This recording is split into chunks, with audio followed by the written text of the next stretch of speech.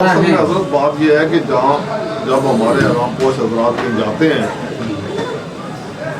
اکثریت ان لوگوں کی ہے جو بالکل نابلد ہے سلسلے سے، نابلد ہے تعلیم سے، نہ دینی تعلیم ہے نہ دنیاوی تعلیم ہے، نہ ان کے پاس تصوف کی تعلیم ہے۔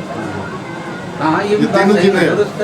لوگوں سے سمجھ یہ ہے کہ ہم جس شہنشاہ کے غلام ہیں، جس کا لباس ہم نے پہنا ہے، اگر ویسے نہیں تو کم از کم کوشش تو کریں کہ کچھ نہ کچھ تو حاصل کریں۔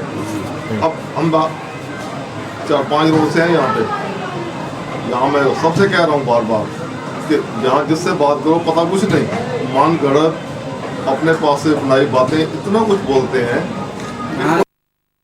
دیکھیے نا، ہم اگر چونکہ علم و نور جو ہے وہ اس لیے ہے کہ اسے کم از کم اتنا تو پتہ ہونا چاہیے کہ جو میں منہ سے کہہ رہا ہوں قرآن کا حکم ہے کہ جو تم منہ سے لفظ نکالتے ہو وہ لکھے جا رہے ہیں، کل کو جواب دینا ہوگا۔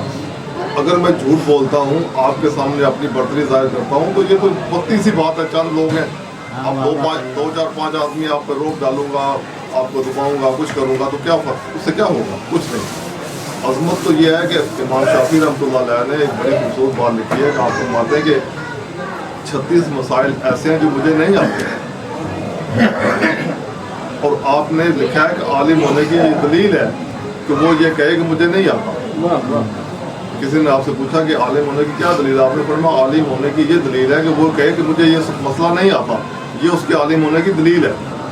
اور ہم آتا کچھ نہیں، اور ہم اس لیے مطلب کہ ہم شرمندہ ہوں گے، ہم جھوٹ موٹ الٹا پلٹا سب کہہ کے اور لوگوں کو ورگلا کے ان پر روک ڈالتے ہیں۔ یہاں یہ ہو رہا ہے کہ ہر فقیر اپنے متعلق یہ کہے گا مجھے بہت کچھ پتا ہے، یہ اس امر کیا کہ ہم اپنے پیر و مرشد کی تعلیمات فراہم کریں۔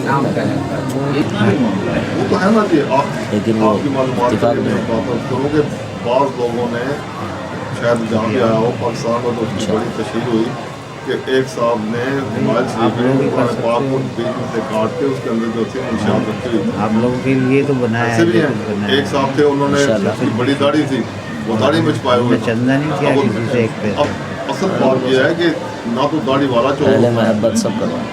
اب چوروں نے داڑیاں رکھ لی ہیں تو داڑھی والا کیا کرے؟ دیکھیں نا، اب ایک چور داڑھی رکھ لیتا ہے، اس میں ہمارا کیا قصور ہے؟ ایک ضرب پوش ہے تو ایک چور نے ضرب پوشی کر لی، تو اب احرام پوشا کا کیا قصور ہے اس میں؟ اکیلے کیسے؟ میں نے اپنا گھر تھوڑا ہی بنایا ہے، اکیلے تو اکیلا کیا ہے، جس کا کام ہے پتہ نہیں۔